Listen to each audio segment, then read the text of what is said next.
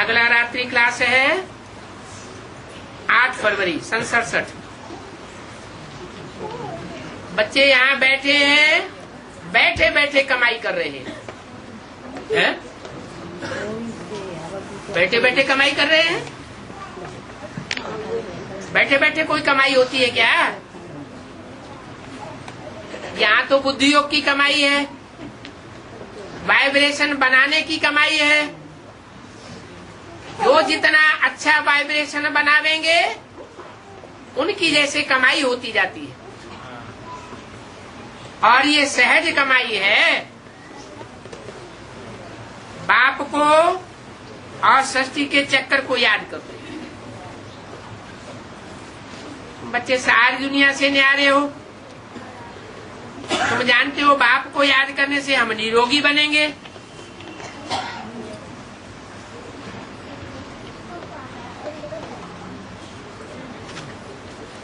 बाप को याद करने से निरोगी बनेंगे, ये पक्की बात है। पक्की बात है। अरे जैसे को याद करेंगे वैसे बनेंगे,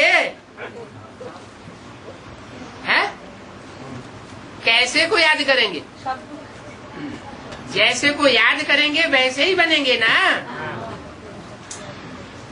तो बाप पतित तन में आता है या पावन तन में आता है? पतित तन रोगी होता है या निरोगी होता है? तो कैसे बनेंगे? हैं? उसको याद करेंगे ना। साकार में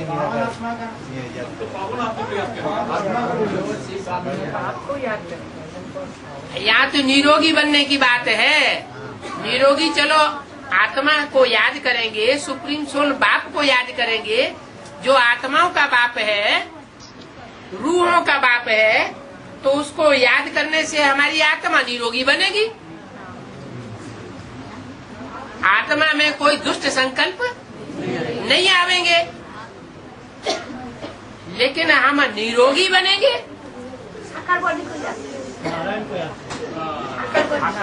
निराकार याद करेंगे। वो भविष्य का रूप है या वर्तमान का रूप है?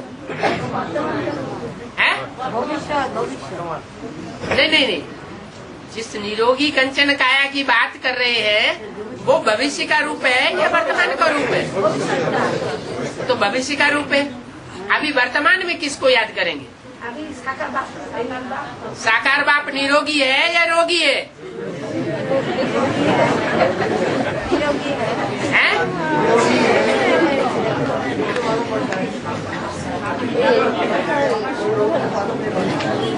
बीज को याद करते करते वो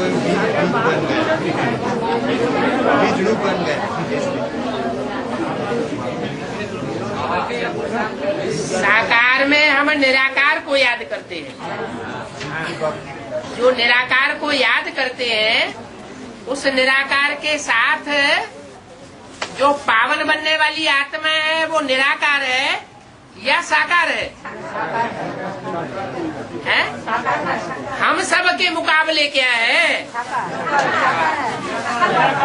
हम सब के मुकाबले ज्यादा साकार है, माने उसको ज्यादा देहवान आता है।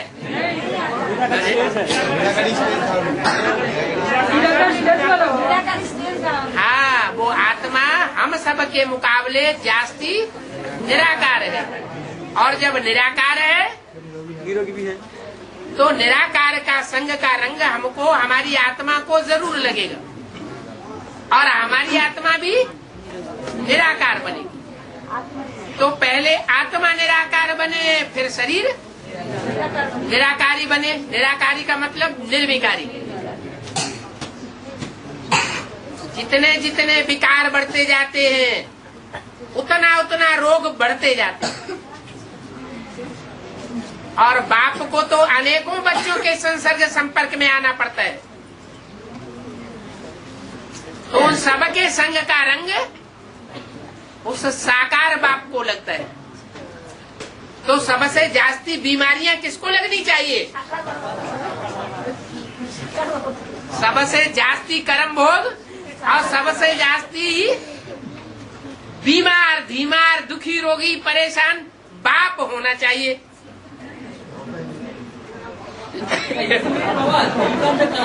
है? नीलकंठ तक आ गया इसलिए। हाँ हाँ, वही बात होना चाहिए लेकिन तो होता नहीं। बताया। भक्ति मार्ग में तो नीला कंठ दिखाई दिए। अब ऐसा नहीं है कि कोई कंठ में रुक जाता है। कंठ में रुक जाने का मतलब मन बुद्धि को, आत्मा को वो विकृति प्रभावित नहीं कर पाती। अगर ऐसी स्टेज हमारी भी बने तो हम भी जल्दी से जल्दी निरोगी कंचन काया वाले बन ही जाएंगे। क्योंकि जब फाउंडेशन अच्छा है तो बिल्डिंग भी अच्छी बनेगी। तो तुम जानते हो ये बात कि बाप को याद करने से हम निरोगी बनेंगे। कल पहले मिसल बाप की श्रीमत पर बाप को याद करने से निरोगी बनेंगे। और तुम बाप की श्रीमत पर बाप को याद करते हो, कोई मनुष्य की मत पर बाप को याद नहीं करते हो। इसका क्या मतलब हुआ? ज्ञान में चलने वालों में भी बहुत ऐसे मनुष्य गुरु निकल पड़ते हैं जो अपने को बाप सिद्ध कर देते हैं। गरीब बाप। हम उन मनुष्य गुरुओं की मत पर नहीं चलते, हम उस एक बाप की श्रीमत पर चलते हैं जिसकी मत श्रेष्ठ ते श्रेष्ठ है। तो श्रीमत पर चल करके बाप को याद करते हो। ज्ञान है ही बाप के पास, और कोई के पास ये ज्ञान हो नहीं सकता। और कोई ये बात कह ही नहीं सकता कि 5000 वर्ष पहले भी हमने ये समझाया था। बाप ही कहते हैं।